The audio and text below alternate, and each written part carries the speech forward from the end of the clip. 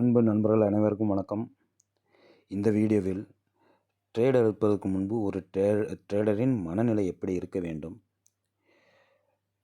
Plan இல்லாத ட்ரேடினால் மனதில் வரும் குழப்பங்கள், பிளான் போட்டு ட்ரேட் எடுப்பதனால் கிடைக்கும் லாபங்கள், இதை பற்றி பார்ப்போம் நண்பர்களே.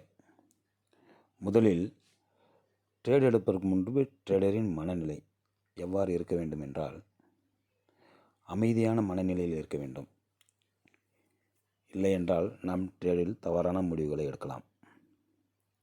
அதே சமயத்தில் எல்லா ட்ரேடும் லாபகரமாக முடியாது. ஆக ஒவ்வொரு ட்ரேடையும் ஒரு வாய்ப்பாகத்தான் பார்க்க வேண்டும். நஷ்டத்தை ஏற்றுக்கொள்ளும் மனநிலை இருக்க வேண்டும்.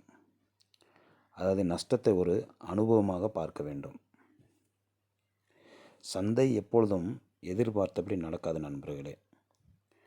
மற்றும் சந்தை பற்றிய செய்திகளை படித்து அதில் மட்டும் கவனம் இருக்க வேண்டும் நண்பர்களே. ஆக இது போன்ற ஒரு ட்ரேட் எடுப்பதற்கு முன்பு ஒரு மனநிலை மிகவும் அமைதியான சூழ்நிலையில் இருக்க வேண்டும். அதே சமயத்தில் ஒரு பிளான் போடாத ட்ரேடில் நடைபெறும் குழப்பங்கள் பார்ப்போம். இந்த ட்ரேட் எடுத்து இருந்தால் நம்மளுக்கு லாபம் அடைந்திருக்கும், இந்த ட்ரேடை நாம் முதலில் எடுத்திருந்திருக்கலாம், இல்லை இப்போ எடுத்ததனால்தான் நம்மளுக்கு இழப்பு ஏற்பட்டது, இன்னும் சிறிது நேரம் காத்திருக்கலாமா, இந்த ட்ரேடை நான் சரியாக செய்தேனா, இல்லை வேகமாக முடித்து விட்டேனா, இல்லை நான் அது சமயமே வெளியேறியிருக்க வேண்டும், இல்லை இப்பொழுதுதான் வெளியே என்ட்ரி ஆகியிருக்க வேண்டும் என பல குழப்பங்கள் வரும்.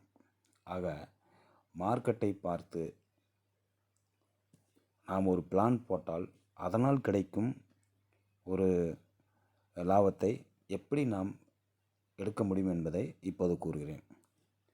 நண்பர்களே, மார்க்கெட்டில் நம்மிடத்தில் எவ்வளவு நேரம் பார்ப்பதற்கான நேரம் உள்ளது.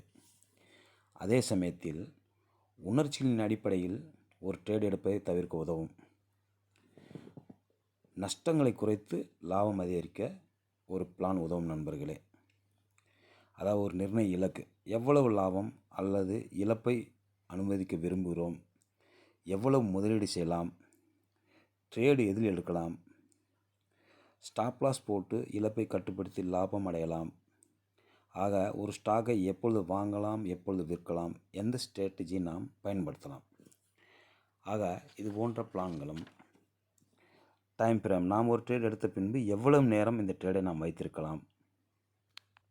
அதே சமயத்தில் சுய நம்பிக்கை இருக்க வேண்டும் நண்பர்களே. நீங்கள் எடுத்த முடிவுகள் உங்கள் அனுபவத்தின் அடிப்படையாக கொண்டவை என்பதனால் அதில் நம்பிக்கையுடன் இருங்கள்.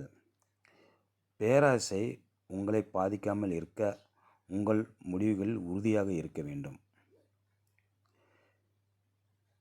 ஒரு ட்ரேட் பிளான் என்பது வெற்றிக்கான அடித்தளம். அதை சரியாக பயன்படுத்தினால் ட்ரேடில் ப்ராஃபிட் அடையலாம் நண்பர்களே.